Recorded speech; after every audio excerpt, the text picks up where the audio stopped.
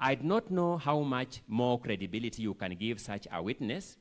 He needs redemption in the area of credibility. If you sought my opinion, the verdict belongs to you as whether you will believe him.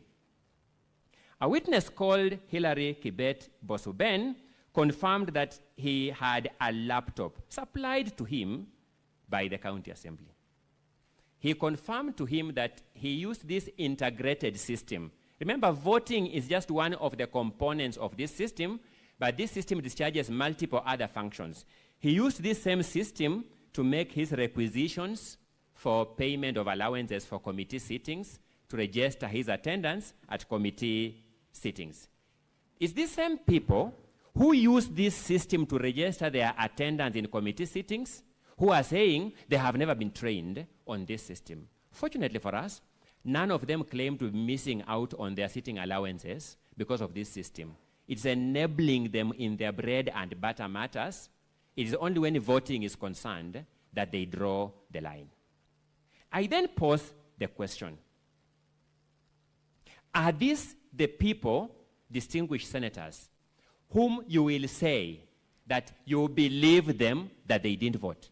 Because to disturb the verdict of this assembly, you must reach a conclusion that, in fact, these people did not vote for the motion. At that juncture, credibility becomes the most important question. As you consider this motion, distinguished senators, remember Geoffrey Bett. Geoffrey Bett appeared before you as a person living with a disability, a mobility-related disability.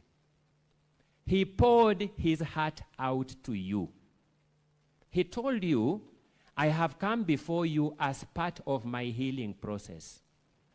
He told you, this governor confronted me in a joint sitting of the CECs and COs.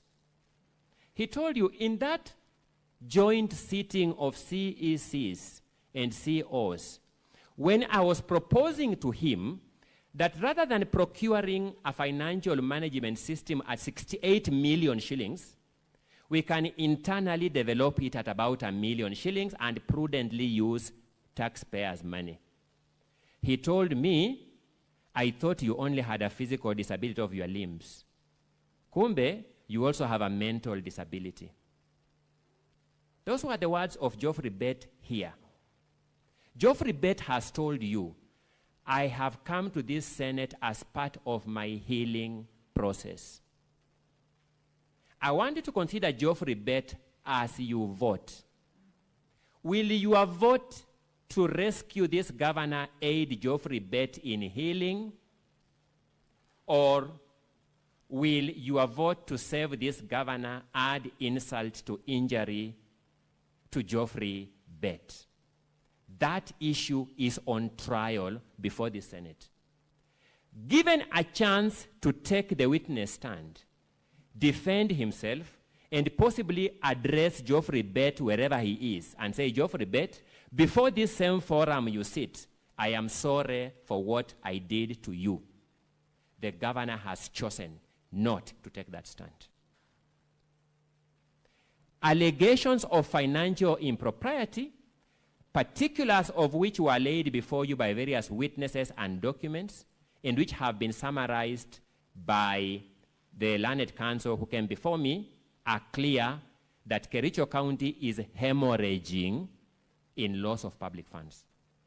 The governor had two opportunities. One, to get his concerned officers, CECs, COs, procurement officers, to swear affidavits and shed light on these matters.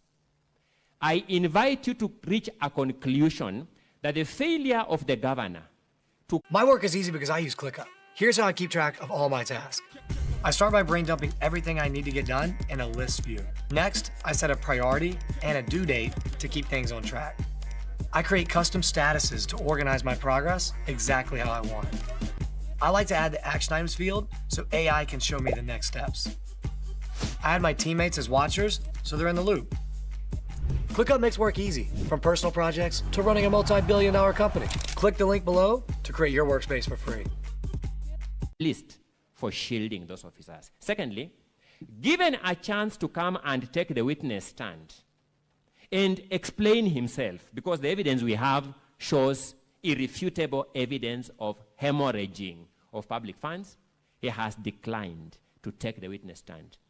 I invite you to conclude that the act of the governor to refuse to take the witness stand when the time there showed that the governor still had slightly over 30 minutes of his defense is an act of arrogance on his part, not warranting any mercy from you. If you take all these factors into consideration, my invitation would be you can only do one thing, the right thing, impeachment of this governor. The County Assembly of Kericho has done its part. The Hansard of this house, as a historical record, will document that. Fortunately for me, the check is still open for you to sign. The history book is still open for you to record your position in that history. The Hansard is still recording you. It will record your vote. Distinguished senators, how will history document you individually and collectively regarding the side of history you belong to? The side that dignifies Geoffrey Bett or the side that undignifies him? The side that protects taxpayers' money or the side that does not? I am done with my part. The ball is in your court. I rest my case. Counsel for the governor, the floor is yours. And your 60 minutes start running from now. Thank you, Mr. Speaker. Mr. Speaker, honorable senators, my colleague, for the record, my name is Wajiko Diong. I will commence the closing argument, then my two colleagues will come thereafter. Honorable senators, our point of departure is the sequence of events as prescribed under Section 33 of the County Governments Act. And definitely, as we sit here, it's not in dispute that the County Assembly has the jurisdiction, the first jurisdiction or the first instance in moving a motion for the impeachment of the governor. However, Mr. Speaker, in doing so, they must do so within the confines of the law and the edicts of the Constitution. They must adhere, in the very least, to Article 10, the principles and values of governance, and must do so within the provisions of Article 181. Therefore, before this House can admit this motion, it must then be satisfied, as we raised in our preliminary objection, that the threshold of the 2/3 majority of the Assembly was met. Serious issues have been raised on what transpired in the Assembly on that day, Mr. Speaker. Several clips, videos have been played in this House on what transpired. And what can be seen is that from those videos and the picture which has been painted is that for the first time, the Kericho County Assembly introduced electronic voting system. The MCAs had never been trained about this system. It has not been controverted by our colleagues from the side of the Assembly. It's also in addition that it is on the floor of that motion that the Speaker of the Assembly informed the MCAs that now the electronic voting system had been deployed. From the ICT officer of the Assembly, Mr. Alfred Mutai, Mr. Speaker, when that question was put to him, he admitted that the system was deployed 2 days before. The MCAs had not been given an opportunity to interact with the system, create their own passwords, so that the vote which they are going to cast is going to be linked to a particular MCA. This goes to the verifiability of that particular vote. It is not about the numbers at this point. It's about the process within which that election was undertaken. Because an election is not just an event, it's a process, Mr. Speaker. It can also be seen from those clips which have been played in this House that there was a division in the Assembly. And when there is a division, the standing order requires that a roll call vote is taken on that issue. The issue was raised by one Gabriela, who has been called as a witness before this House, and was supported by 17 others, making a total of 18. And it is at that point, the standing order number 79, Honorable Senators, that required the Speaker to direct a roll call vote to be undertaken on that issue, Mr. Speaker. However, the Speaker of the Assembly instead went on to declare that the voting was going to proceed electronically. It is not clear why at this point, for a matter of this magnitude, because as we sit here, the decision that is going to be undertaken, that was undertaken by the Assembly, is going to take away the political right of the governor, because he was declared as the duly elected governor. But on the same breath, is going to take away the decision and the will of the people of Kericho County. So that a matter of this magnitude, it has not been explained by the Assembly why was the rush to use the system, which was being piloted for the first time, to vote on this motion, Mr. Speaker. And looking at that system and the various questions which have been raised by the honorable senators, it's clear that the system had serious doubts. There were serious issues of manipulation, and the three ICT experts, as they came here, they could not clarify or clear the doubts which were raised by the senators.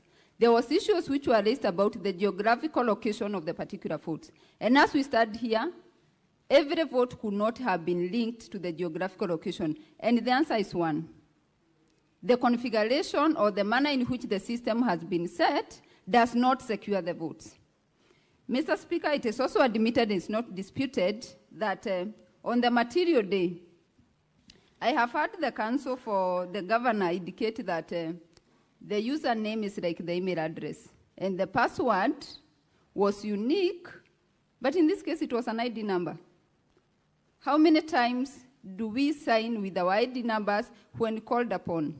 It is clear from the list of even the laptops that was applied to them that they had to write their own ID numbers. As they signed various registers, Mr. Speaker, they had to indicate the ID numbers. So what is unique about the ID numbers when we talk about a password? And it is clear from the three ICT experts that the two-factor authentication or the multi-factor authentication was not created for this system, so that every particular vote can be linked to the MCA. Also at the same time, from the Hansard at page 195 of the governor's Bado, the Speaker himself of the Assembly publicly announced that the ID number is the password. So it was no longer a secret of what the password was, Mr. Speaker. And at the same time, issues arose about whether the MCAs had brought the tools of trade, particularly the gadgets which were required to conduct business. But as it has been shown, is for the first time they were going to use electronic voting. No prior notice had been given to the MCAs, and that was declared on the floor. So that when the MCAs have given evidence that they did not have their phones, they cannot then be faulted, because in the normal conducting of their business back in the Assembly, it is for the first time that they were required to use their phones. Mr. Speaker, it has also been shown also about the user name, which is not disputed, that the first link had all the usernames. And every MCA had access to the link and could then access the username or the IPPD address for the MCAs. And with that, Mr. Speaker, the case for the Assembly is that three voted. But the question the House should ask is the verifiability of these 33 votes. Can you link the vote of each and every which was casted or which is said to have been casted to the particular MCA? It has also been admitted that the MAC address for the devices used in casting these votes could not be submitted to this House by either of the ICT officers. And with that, even as we narrow down, on the governor's side is that 18 MCAs did not vote. And narrowing it down is that there are 4 disputed votes in this case. That's the vote of Martin Kiprangat, who testified yesterday. We have the vote of Kibet Mosuben. We have the vote of Amos Biril and Edna Chepkirui. And just to attempt to address the issue of Edna, she has 2 conflicting affidavits. And as the Assembly is faulting the governor's side for not calling this witness, they have equally not called her to come and produce this affidavit. And as such, we are left at a point whether indeed she did sign that affidavit with the assembly. But also we have the clip of Kibet Mosuben, which was played where he received a call from Mr. Logon, who was the motion mover. And the best defense the motion mover would give was that that's not my voice and I do not drink. But he has not given controverting or evidence to controvert that evidence. He has not given his call logs to say, on this particular date, I did not call Honorable Kibet. He has not controverted that clip apart from just denying, which is so easy to say, that's not my voice as it is, even when clip has been played. And so that, Mr. Speaker, as I wind up, from the system, without these doubts being created, the ICT officer from the assembly could not supply the system security certificate for this system, could not supply the penetration certificate for this system. He also admitted there was no personalized password which was created for every MCA. And what was available as the password was the ID which was available to other third parties. So that the question then the Honorable Senator should ask, how secure was the system? And how verifiable is the vote which was cast? Honorable Senators, as you look at the affidavit of Mr. Alfred Kimutai, the ICT officer, at paragraph 23, 30, 31, and 32, it is his admission that the system designed is very simple, accurate, verifiable, secure, and user-friendly. However, with the doubts which have been created about the system, has it met those standards? But also in the same breath, even after this House, let me use it on a right note, ordered for the server to be opened. And the ICT experts had to testify. It has created more doubts than answers to these honorable senators about the verification of the votes and the security of that system. And it's not even in any way comforting. But if that doubt then is there, and the verifiability of the votes cannot be proven, the integrity of the system cannot be proven, it cannot then be said the two-thirds threshold was met. And it is thus our submission, Mr. Speaker, that the jurisdiction of this House has then been prematurely been invoked in this case. And the charges and the motion by the Assembly should not be admitted. Thank you. We can have my senior pick it up from there.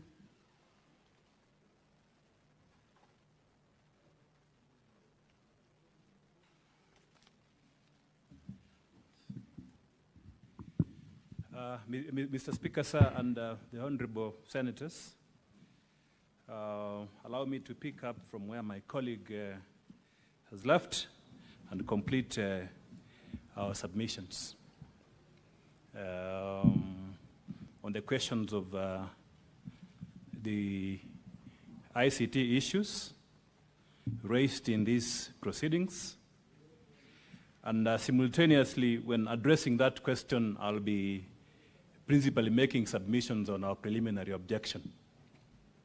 The question of threshold, and the most important thing is whether we have information before this House on whether 33 MCAs actually voted of necessity, provide a basis for this House to make a decision. Allow me to first of all say that as lawyers, we are not experts in IT. Throughout these proceedings, myself, it's been a learning experience, and up to now, I can say without contradicting myself that I know where the problem is, and I know then in terms of the decision on what went wrong, the vulnerabilities of the system, the missing gaps, the information which is required for purposes of making submissions before this Senate. And it is important to just highlight, as a way of reaction, to what the learned Ongoya said with respect to lawyers providing evidence. That is not true. This is a house of record. It's a house of evidence. What happened, Mr. Speaker, Madam Speaker, what happened is that the County Assembly created what we call a demo website. A demo website 2 days ago. And that demo website, for us who are participating in this impeachment process, based on the information which was available by the County Assembly in Volume 4A, and that is where I'm going to focus my submissions on. Based on the information available, publicly available, and that's one of the issues which we have demonstrated here as a major vulnerability of this process on the aspect of verifiability, accuracy, and authenticity of the system, confidentiality and data protection, which has a heavy constitutional implication. So one of the, if you look at page 1 of volume 1, volume 4A, if you look at page 1 of volume 4A, there is information which I accessed and which was accessible to anyone at the County Assembly and all the MCAs at that time. The information is the IPPD numbers of the MCAs. That was the username which was supposed to be used to access this site, and that has been confirmed by the testimony of all the expert witnesses here. And the three of them, from the County Assembly, County Executive, and Office of the Governor, and the expert witness from the Senate. Then this system, how do you access it? You access it using an ID number. Again, from the ICT policy and the best practices in software development, we have been told that it is not a proper security safeguard to access such a system with an ID number. So what happened is that the County Assembly 2 days ago created a demo website. So with this information that is easily available, it was then possible for anyone to key in and access that system. So it begs then the question, because the ID numbers are contained in volume 4A, that is page 1. The IPPD number. Why do farmers go for expensive credit? It's because they have to wait longer to get paid. So first of all, how do you solve money getting faster to the farmer? So that now we are not plugging the issue of farmers getting expensive credit because of waiting for their money, but you're plugging the issue of farmers getting credit to increase produce. Agri is a solution for rural development. Agri is an off-taker of the excess labor we have, and out of that we are going to have a shared prosperity across the country, and we will reduce these insecurities that come from people feeling disenfranchised, not having livelihoods.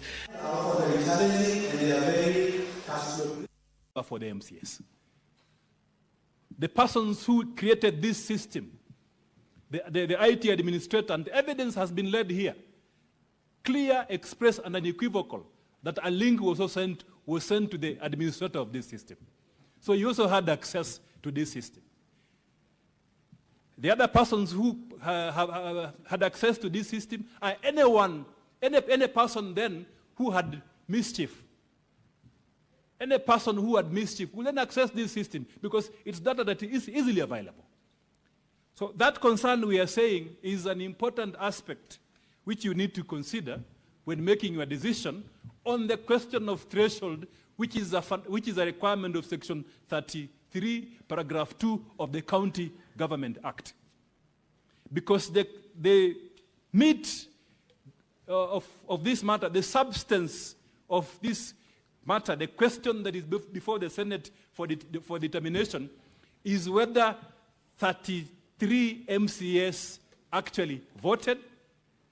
Secondly, whether the 33 MCAs met the constitutional threshold. Thirdly, whether the 3 MCAs who claim that they were not, they did not vote, but someone voted for them, whether that evidence is credible, and if that is accepted by the Senate, then it affects the threshold. It affects the threshold. It means then there is no proper motion before the House, and on that basis, based on the on the legal doctrine that the law matters. That county assembly as a house is also governed by the law. We can do what we want, yes, but we must follow the law. We are all servants of the law. It is the law that drives everything that we do, including proceedings that are conducted at the county assembly. So that in this case, the Senate has a duty and an obligation to verify the authenticity of the 3 votes, because they will bring down the threshold, and then it means, and based on the ruling which was issued by the Speaker yesterday, that when voting on that question, if you believe that the 3 MCS, including Honorable Trump, did not vote, and remember, these MCS have come to the House. They have come here and told you by their word of mouth that I, Honorable so-and-so, I did not vote on this motion. And there are 3 of them. And their testimony is consistent with what transpired in the House.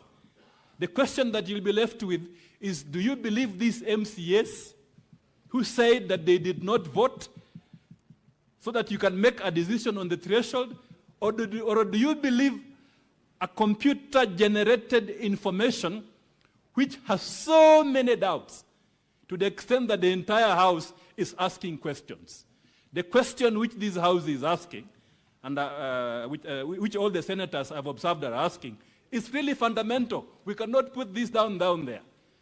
We are not downplaying the allegations against the governor. We have responded to them. But what we are saying is that, did these 3 MCAs vote? What does the evidence tell us? Let's look at the evidence. Where is the evidence? If you look at, Mr. Speaker, the evidence is contained in volume 4A. Evidence has been led here by experts, all of them, that when you vote using a gadget such as a computer, which is internet-enabled, when you vote using a laptop or a tablet or a desktop, there are unique codes that identifies that gadget in the system. This code is known as the MAC address.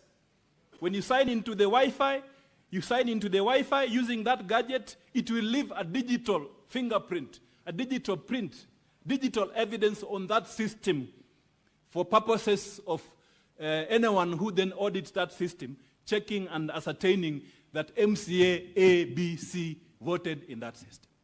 So that is a fundamental question that we must always ask ourselves when we are determining that preliminary, voting on the preliminary objection. Is there information before this House? Mr. Speaker, sir, when I asked the government ICT expert a question, deliberate question, it is because of that. Because yesterday we were with this ICT officer. We were raising concerns about various things. One, whether the ICT officer from the ICT authorities can be able to comprehensively answer all the questions with the information which they have. We asked the question which was asked by a senator here, whether they can be able to hack into the, do a soft hack. It's called a soft intrusion, whether they can be able to hack into the system to verify the identity of the MAC addresses, to get those logs. We asked that question, and then the ICT officer walked out for 2 hours, and then came back. So we were appreciably apprehensive. What did this ICT officer go out to do for 2 hours? From between 2:30 p.m. and 4:30, after the Speaker had issued directions that we need to be there and ensure that this audit is done and it's a time-bound activity. Why would he do that? So we were appreciably apprehensive. When the ICT officer came back, and if you look at the report which he has submitted, he did not want to explain. His approach was that yes or no. The Speaker has said, is it verifiable or not? Then he said, I will respond to the question the way I want, yes or no. That's what happened. That's what happened, yes or no. That's why if you look at the report of the ICT officer, and if you look at the report, it does not contain the information which we asked him to put on the report, which this Senate has been raising this afternoon. that evidence of the MAC addresses. We told him, and he has confirmed here, we told him, why can't you simply say in your report that for you to verify that MCA A, B, C, and D voted, you need their MAC addresses of the gadgets which they used, and these MAC addresses are in the system. And then he told us orally that this MAC addresses, yes, you need them, but I will not put them in the report. Mr. Speaker, sir, that is the context in which the governor side said, then we cannot sign this report. Even though they participated in the report generation, they were there when the logs were being extracted, the logs which are in the report. Those logs, same logs are in the county assembly document, and these logs will tell you only one side of the story. They will tell you only one side of the coin. Only one side of the coin. And it does not answer the question which is before the Senate. Which is this side of the coin? That 33 MCAs voted. Mr. Speaker, sir, let me say here, as part of our submissions, in a very, very clear and succinct manner.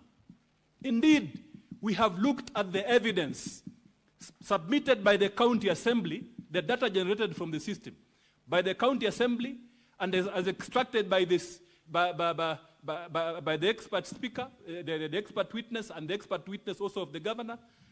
And there is information that 33 MCS actually voted for this motion. There is information that 33 MCS voted for this motion. It is there. It's there in page 4A. But the fundamental question, because the governor's team is saying, so and so did not vote for this motion. And there are 3 of them. So the question then that begs the answer, which all the experts have not answered to now, which leaves doubt in the minds of everyone, including myself as a lawyer. Where can you with certainty tell us that this MCA, that MCA for this particular ward used this gadget to vote? Because then that will weed out. It will weed out and completely foreclose, Mr. Speaker, sir, the statement, the oral evidence which has been made by these MCAs. Because these 3 MCAs are saying, I did not vote. I, Honorable so-and-so, I did not vote for this motion. I did not vote. Mr. Speaker, sir, that statement is extremely weighty for purposes of the proceedings in this House. Therefore, we ought to have gotten from the system logs of all the MAC addresses of the gadgets which access this system from the county assembly. To leave that doubt, to leave that question clear to the minds of everyone. Mr. Speaker, sir, additionally, yesterday there was evidence which was led that some MCAs could not vote using their gadgets, their telephone numbers. Their telephone numbers. Sorry, their mobile phones. So what happened is that the clerk